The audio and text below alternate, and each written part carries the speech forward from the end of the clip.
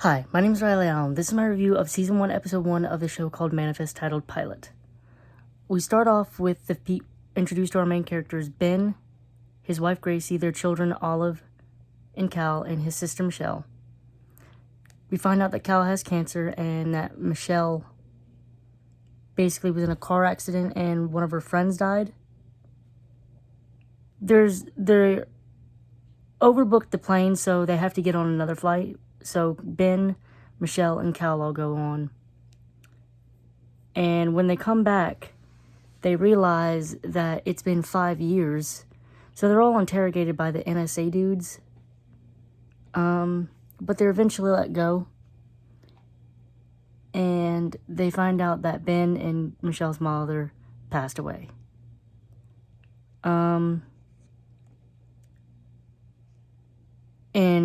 Michelle's fiance, Jared, of course, moved on. It's also implied that Gracie kind of had a side dude in her 5 years.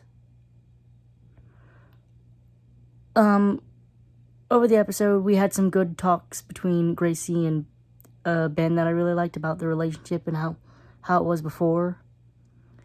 And I loved the talk between Ben and Olive, how he apologized for not being there for the last 5 years and how he wasn't really there before, as he was worried about Cal and his cancer. They initially get some good news as they find out that there's a new program for Cal that could help him with his cancer.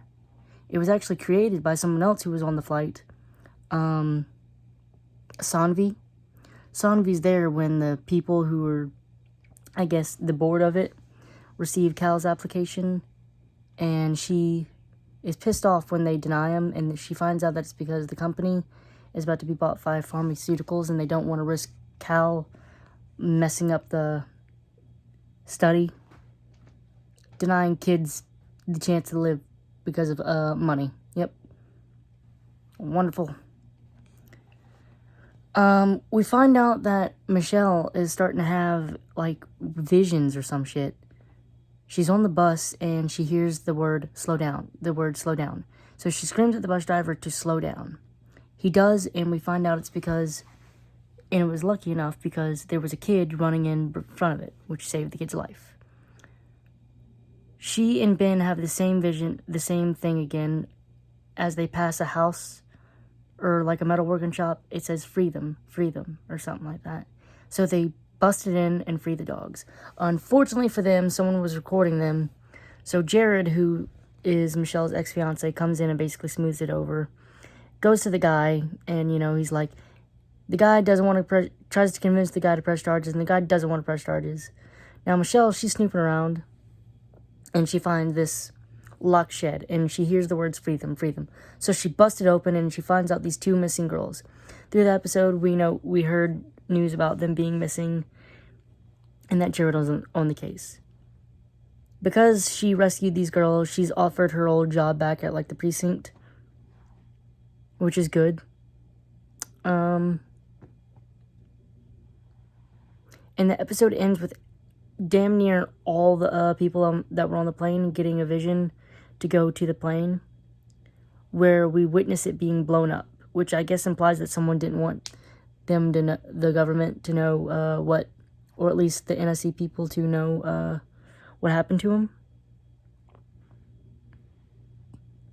The best way I can kind of describe the show is kind of like Lost in the 4400. I don't know if anyone's seen the basis of the 4400, where all these people disappeared and then they come back and they got powers. Some of them got powers. And Lost, because, like, weird shit's happening with people on a plane.